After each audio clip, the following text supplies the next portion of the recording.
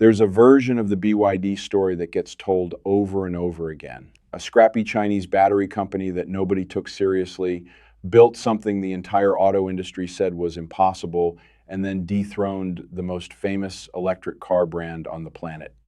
That version is true. Here's the version nobody talks about. The same company that outsold Tesla globally watched its profits collapse by more than 55% in a single quarter. Dealerships that were ranked #1 in the country were padlocking their doors within weeks. Over 300,000 vehicles got pulled back inside a year, and a fire broke out at their own headquarters while the world was already watching. So which version of BYD is real? Stay with me, because the answer isn't one problem, it's five. And what makes this story genuinely worth understanding is that none of them happened by accident. BYD was never really a car company, not at its core. When Wang Chuanfu founded it in 1995, cars weren't anywhere near the plan. Wang was a chemist, 29 years old, working at a Shenzhen with roughly $300,000 in a single observation that turned out to be worth billions. Japanese manufacturers had a stranglehold on the global rechargeable battery market. They controlled the technology, they set the prices, and nobody was seriously challenging them. Wang thought he could reverse engineer their process, rebuild it domestically, and undercut them on cost. He was right, and he did it faster than almost anyone expected. Within 5 years, BYD was the largest nickel-cadmium battery manufacturer on Earth. A few years after that, the top lithium-ion supplier globally. Nokia and Motorola were clients. The company that had started in a rented building was now supplying the energy storage that made the mobile phone revolution possible. But Wang was already looking past it. In 2003, he made a move that genuinely confused the people around him. He acquired a struggling, state-owned car company called Qinchuan Automobile and announced that BYD would start manufacturing vehicles. His own board resisted. Industry veterans pointed out, reasonably, that Wang had never built a car in his life.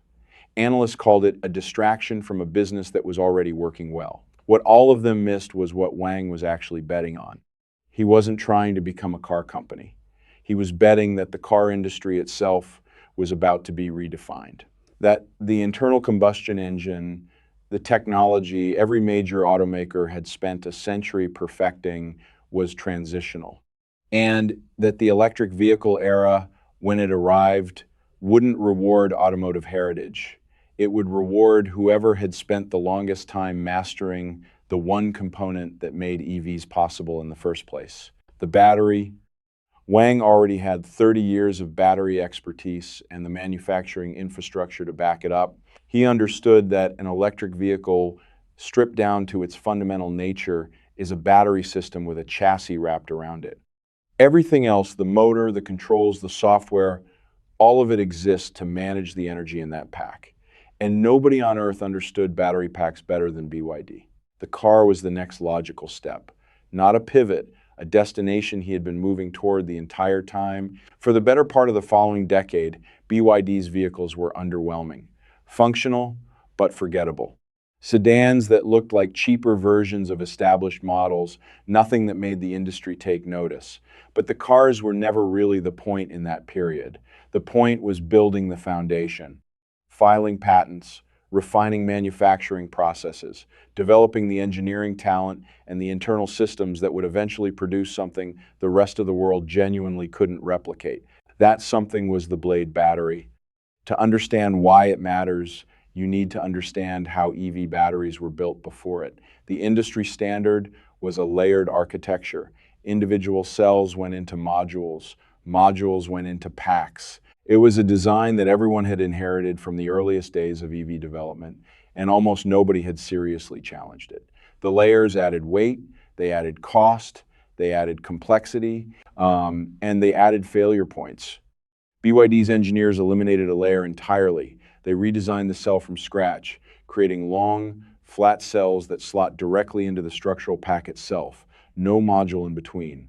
The result was a battery that used 50% more of its available space for actual energy storage, cost significantly less to manufacture, and pass the nail penetration test without thermal runaway. That test is exactly what it sounds like. You push a nail through a fully charged battery pack and measure what happens next. In most lithium-ion chemistries, what happens is fire. In the blade, the temperature rises slightly and then stabilizes. That is it. Tesla's early cells failed that test, the blade passed. And BYD kept the technology entirely to themselves. Now, layer something even more significant on top of that. BYD doesn't only make batteries, they manufacture the motors, the chips, the power electronics, the glass, the steel, and increasingly their own semiconductors. When the global chip shortage brought the auto industry to its knees in 2021, Ford was parking tens of thousands of nearly completed trucks in open lots because they couldn't source the semiconductors to finish them. GM halted production across multiple facilities. The entire Western auto industry lost an estimated $210 billion in revenue that year. BYD called their own semiconductor division and kept building cars. That is not a competitive advantage in the conventional sense. That is a structurally different kind of company, one that took 3 decades to construct and cannot be replicated by writing a check regardless of the size of it. In 2022, Wang made the most consequential decision of his career. BYD would stop manufacturing pure combustion vehicles entirely. Every model going forward would be electric or plug-in hybrid. No exceptions, no fallback position, no hedge. The whole company committed completely to a transition that hadn't fully arrived yet. The timing was close to perfect. Chinese government subsidies for EV purchases were at their most generous. Consumer demand was accelerating. Fuel costs were climbing. And BYD had products spanning every price point from a $15,000 compact to a luxury SUV with a battery enclosure sealed tightly enough to drive through standing water. What happened next became the kind of growth story that analysts write careers about. By 2023, BYD had overtaken Volkswagen as the best-selling car brand in China. Not just EVs. Every car from every brand in the largest automotive market on Earth. Then, in 2024, came the number that genuinely shocked the global industry. BYD outsold Tesla in total electric vehicle deliveries worldwide. The company Wang had built from a rented factory and a chemistry degree had become the single biggest EV manufacturer on the planet. Warren Buffett's early stake had grown into one of the most profitable investments in Berkshire Hathaway's history. Factories were going up in Hungary, Brazil, Thailand, Turkey, and Uzbekistan simultaneously. Every analyst, every commentator, every industry observer reached for the same word, unstoppable. Here is what nobody noticed about that word. The moment everyone starts using it is the exact moment people stop checking for what might make it wrong.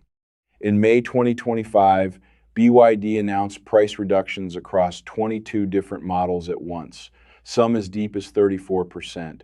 Certain vehicles dropped by the equivalent of $10,000 overnight. The official framing was confident. This was strategic consolidation. A company using its cost advantage as a weapon to squeeze out weaker competitors who couldn't afford to follow it into cheaper territory. BYD's stock fell 8% the day the announcement went out. Investors didn't read it as strength. They read it as pressure. And when analysts started digging into what was actually sitting behind those price cuts, what they found was an inventory problem that had been quietly building for months. Dealerships across China were carrying more than 3 months of unsold vehicles, more than double what a healthy operation holds. The factories had never slowed down. The customers had. BYD had made the mistake that fast-scaling companies make more than almost any other. It had confused its own production capacity with actual market demand and kept building toward a number it wanted to be true rather than the number the market was producing. By the time the gap became impossible to ignore, it had already grown very large. The competitive landscape had changed underneath them too. The Chinese EV market that BYD had essentially built from the ground up had become one of the most crowded automotive markets in the world. NIO, Xpeng, Li Auto, Leapmotor, Zeekr, and dozens of others had studied BYD's playbook and copied it. cheap manufacturing, subsidized pricing, aggressive model expansion. Meanwhile, the government purchase incentives that had fueled the entire boom were being gradually phased back. The pool of subsidized buyers was shrinking. The number of cars being built for them was not. When supply consistently outruns demand, there is only one tool left: price. And once one significant player cuts, every competitor has to match it or surrender market share. The price war that tore through the Chinese auto sector between 2023 and 2025 wiped out an estimated $69 billion in industry revenue. Average new vehicle prices across the entire Chinese market fell more than 11% in 3 years. Things deteriorated to the point where regulators had to write a new rule explicitly banning below-cost selling. A rule that only needed to exist because manufacturers were already doing it quietly just to keep production lines running and workers employed. BYD complied with the rule on paper, then kept discounting through rebates, insurance packages, and trade and bonuses. Different mechanisms, same effect. The inventory moved, the margins compressed, and the financial results eventually had to reflect reality. First quarter 2026, net profit down more than 55% compared to the same period a year earlier. Read that number again. The company that beat Tesla globally just 12 months before watched its earnings cut in half in a single quarter. Revenue dropped nearly 12%. Home market share fell from roughly 33% down to 26% inside 12 months. The company the world had called invincible was losing ground on its own turf. And here is the detail underneath all of that which reframes everything else. In 2025, BYD received over 12 billion yuan in government subsidies. That figure represented nearly 40% of its total net profit for the year. Strip away the state support and the business was not generating anywhere near the returns the headlines implied. The manufacturing capability was genuine, but the profitability was being quietly supported by the Chinese government in a way BYD wasn't exactly highlighting in investor presentations. If you want the real health report on any car company, don't start with the earnings release. Start with the dealerships. April 2025. Shandong Changjing Holdings, one of the largest BYD dealer networks in the country, collapsed with almost no warning. More than 20 locations across the region, over 1,200 employees, around 3 billion yuan in annual revenue. One of its showrooms had been officially named the top BYD flagship store in all of China. Within weeks, every single location was dark. Customers who had paid up front for multi-year service packages, maintenance contracts, and insurance bundles found themselves holding paperwork that was worth nothing. Workers reportedly went 6 months without receiving a paycheck. BYD and the dealer group each issued public statements blaming the other. The people caught in the middle didn't particularly care about the corporate dispute. They cared about the money they had lost. It wasn't an isolated case. The same collapse pattern showed up at dealer groups across multiple provinces. Investigators documented a practice called channel stuffing, where a manufacturer pushes dealers to absorb far more inventory than actual demand can justify. The factory's delivery numbers look strong. The risk quietly transfers downstream onto the dealer's balance sheet until the dealer runs out of road. Suppliers were experiencing their own version of the same pressure. Internal communications leaked from late 2024 showed BYD requesting another 10% cost reduction from suppliers for the coming year, layered on top of margins that were already being described internally as unsustainable. And researchers at GMT Research, the same firm that helped reveal the true scale of the Evergrande collapse, estimated BYD's real adjusted debt at approximately 323 billion yuan. More than 10 times the figure appearing in official filings, built not through conventional loans but through extended payment terms to suppliers, keeping the obligations off the formal books while they kept accumulating. If you've stayed with this breakdown so far, hit subscribe and tap the notification bell right now. This channel covers the global auto industry the way it deserves to be covered. No brand loyalty, no agenda, just the full story wherever it leads. Okay, back to it, because there is still more. Running alongside all of this, BYD was also managing a quality problem that had developed a pattern impossible to explain away as coincidence. September 2024. Around 97,000 Dolphin and Yuan Plus vehicles recalled over a steering component defect linked to fire risk. January 2025. Roughly 7,000 Yangwang U8 SUVs. Fire risk again. October 2025. The largest recall of the entire cycle. Over 115,000 Tang SUVs and Yuan Pro EVs, covering a drive motor controller prone to damaging its own circuit board and battery enclosures, with sealing inadequate enough to allow water to enter the pack. November 2025, nearly 89,000 Chin Plus hybrids recalled for a battery defect capable of triggering sudden and complete power loss while the vehicle was in motion. More than 300,000 vehicles recalled across 14 months. Each incident had its own technical explanation, but the pattern underneath all of them pointed at a single source of pressure: a production system being pushed to its absolute limits, with cost reduction targets eating into the manufacturing tolerances that reliable quality control depends on. Owners filled in the public picture in real time.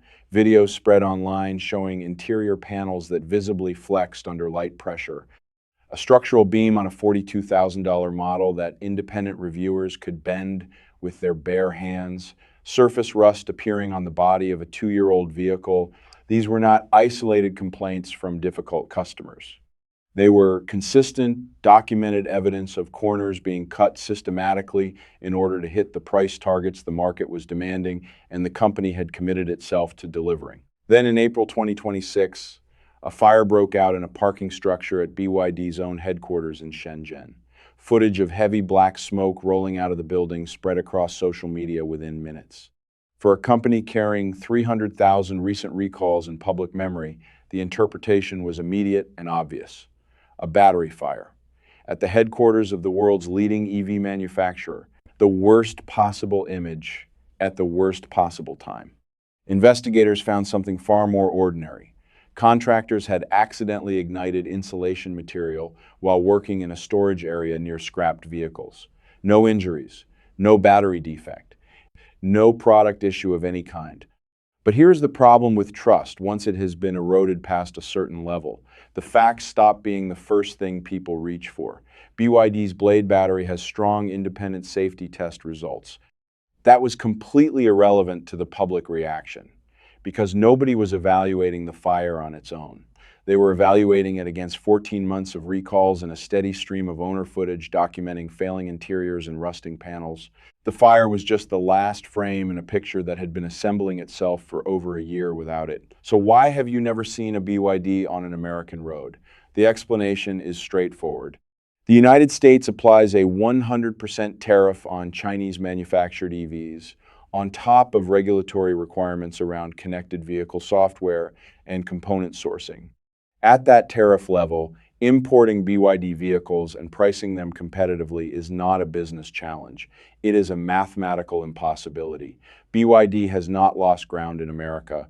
They were excluded from the competition before it started.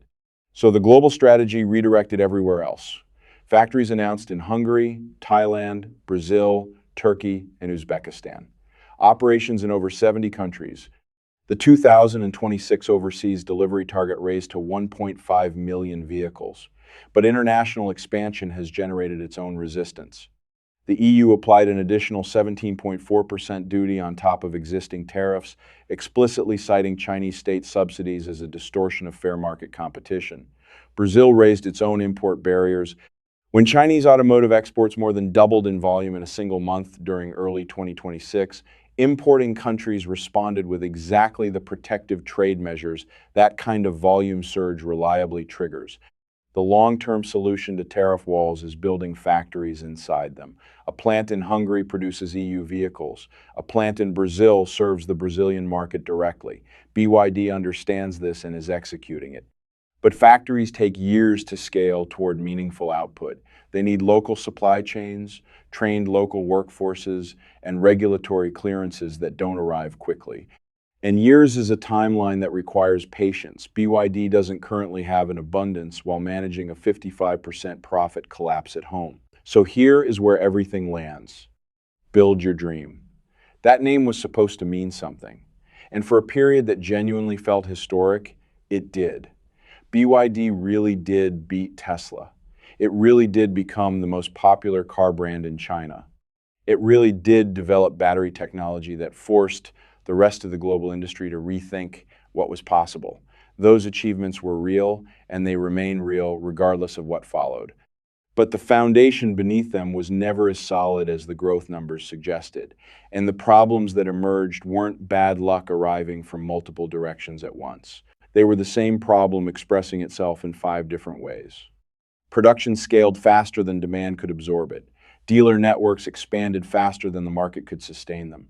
Cost reduction targets moved faster than quality systems could safely accommodate. Financial reporting painted a picture that was considerably healthier than the underlying operations justified.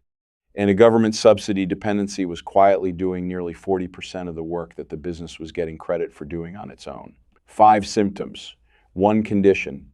A company that treated speed as a substitute for discipline, kept accelerating past the warning signs, and eventually discovered that growth borrowed against future stability always presents a bill. The only variable is timing. In 2025 and 2026, BYD got their bill. All of it, all at once.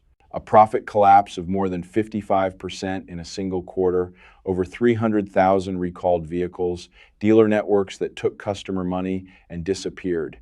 A debt picture that independent researchers estimate at 10 times the official number. A home market share shrinking while international markets keep adding new layers of protection to keep BYD out. None of this means BYD disappears. The scale is real, the technology is real, the global manufacturing footprint is real. These things don't evaporate because of a difficult 18 months. But the version of BYD that felt genuinely untouchable, where every quarter brought a new record, every market was a new conquest, and every analyst ran out of superlatives before they ran out of story, that version is over. What exists now is a company fighting on every front simultaneously, trying to demonstrate that the empire assembled at record speed was built on something that can actually hold its own weight over time. Whether it proves that or not is the question that makes this story worth following. Drop a comment and tell me where you stand. Is this a painful but temporary correction for a company that still has fundamental advantages nobody else can match? Or is this the early stage of something larger unraveling across the entire Chinese EV industry? I read every single one. The best conversations on this channel live, right there in the comments. Hit the like button if this gave you something to think about.